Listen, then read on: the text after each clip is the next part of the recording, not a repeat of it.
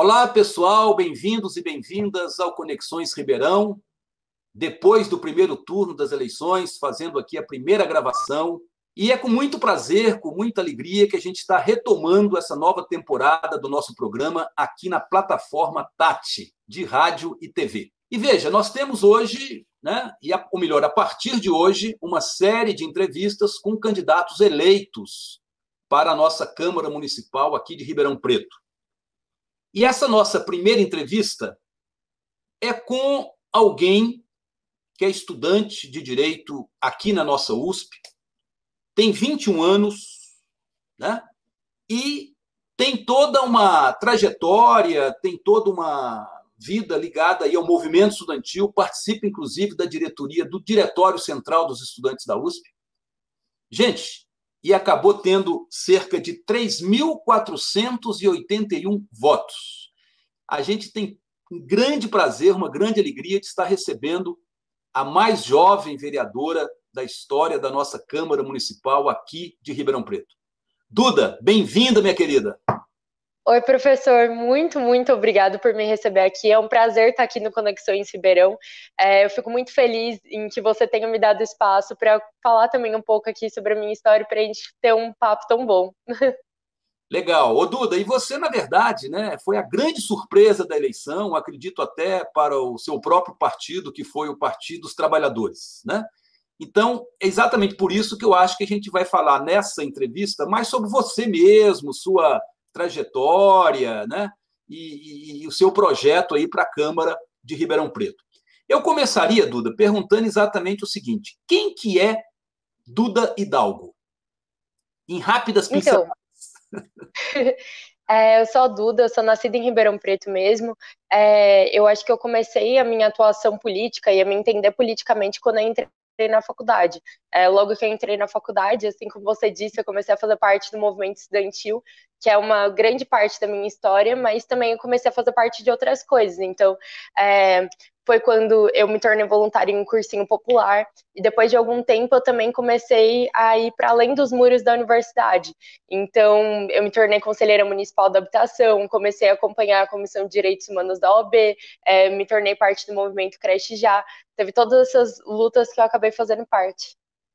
Muito legal. Ô, Duda, e você falou uma coisa interessante aí, Quer dizer, você é originária da USP, E eu sempre percebi que a USP, muitas vezes, é como se fosse um mundo à parte em relação à cidade, E eu acredito que, dessa vez, pelo que você acabou de falar, alguém da USP, envolvido em vários movimentos na cidade, acabou se elegendo vereador aqui em Ribeirão Preto.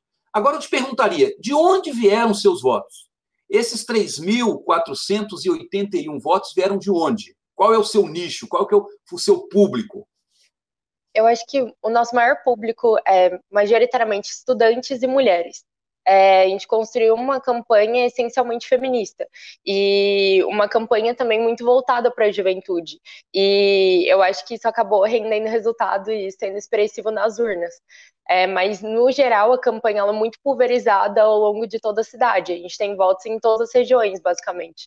E isso foi uma coisa muito importante também, porque a gente construiu uma campanha que fosse voltada do centro à periferia, e eu pretendo construir um mandato que também seja voltado do centro à periferia, não só voltado para algumas áreas da cidade, que seja pulverizado, assim como foi a campanha. Foi a campanha e foi o próprio resultado da votação, Ô, Duda, é interessante, quando você falou que você fez uma campanha muito baseada na questão da mulher, nessa discussão, nesse debate, Até porque eu acho que, de uma forma mais geral, a grande novidade dessa eleição no país inteiro foi o surgimento de novas lideranças pautadas em algumas questões de identidade, E uma dessas questões muito forte foi a questão da mulher, que você acabou assumindo aqui, assumiu na campanha e certamente vai assumir também no seu mandato na Câmara Municipal. Aí a gente passa, então, para uma outra questão.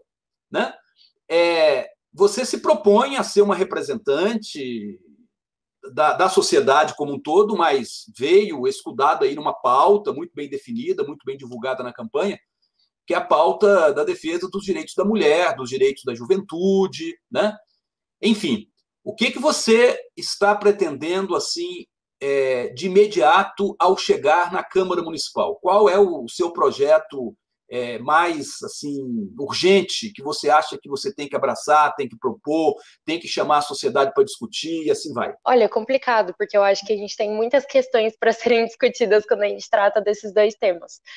Mas eu acho que principalmente quando a gente fala sobre juventude, a gente precisa lembrar muito da educação dentro da cidade. Porque os jovens, a maior parte dos jovens hoje em dia é estudante. E a situação do sistema educacional de Ribeirão Preto, infelizmente, em Ribeirão Preto, vive no descaso, né? A gente vive em uma cidade com quase 700 mil habitantes que não tem plano municipal da educação e que vem tendo essa luta para aprovação do PME desde 2015. E quando a gente fala de mulheres também, é uma situação muito difícil, porque até então, a gente tinha só uma vereadora dentro da Câmara. Agora, felizmente, a gente tem mais representatividade.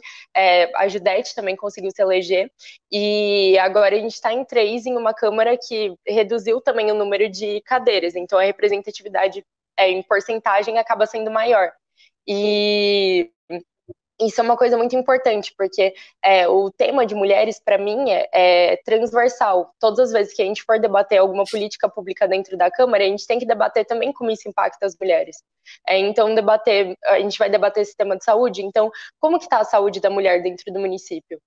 Como que está o sistema de atendimento à violência doméstica? Como que todas essas questões se estruturam? Emprego e renda. Emprego e renda é uma questão que, assim, muitas vezes as pessoas debatem como se fosse um tema geral, mas quem são os mais afetados por isso? Quem é a população mais vulnerável dentro da cidade? E eu acho que é um pouco disso, de trazer esse novo olhar para a Câmara. Muito bem. Ô, Duda, agora tem um ditado popular que diz que uma andorinha só não faz verão, né?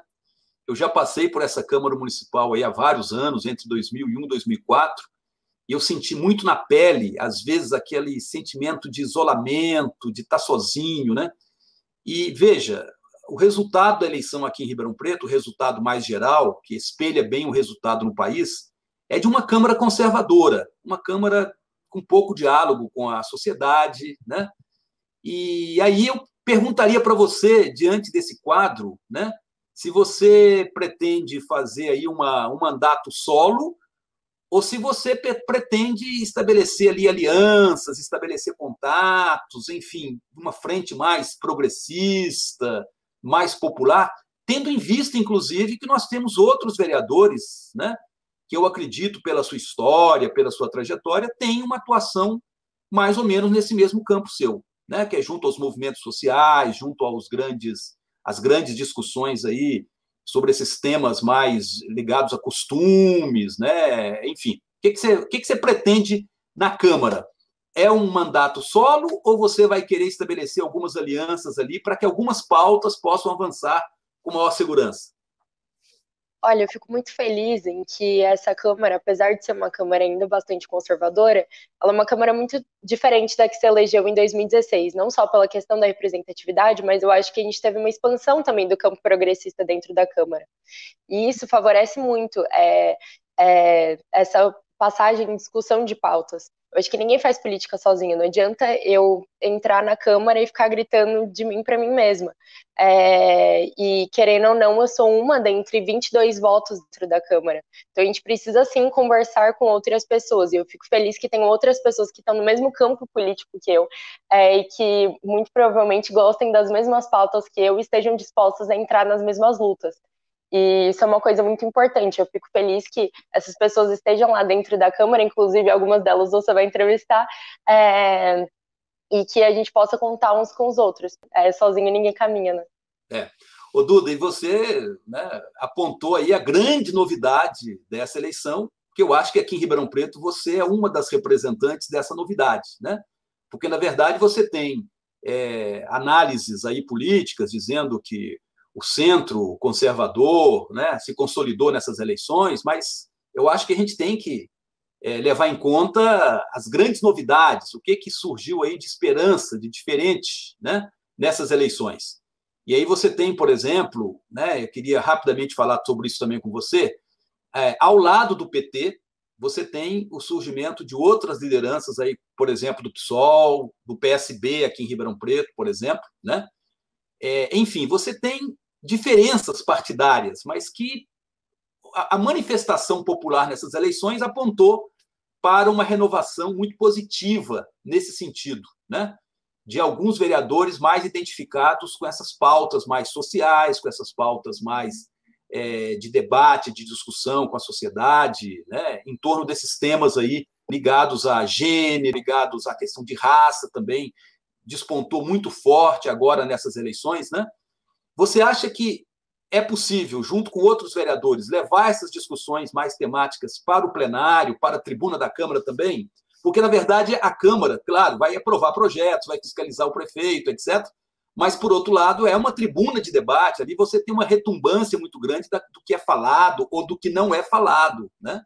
O que você acha da Câmara também ser um espaço de discussão política com a sociedade nesse sentido? Com certeza tem que ser um espaço de discussão política nesse sentido. Eu acho que é um erro que, hoje em dia, esses temas deixem de ser debatidos dentro da Câmara. E, assim, não só deles serem debatidos lá, mas também de essa população ser ouvida.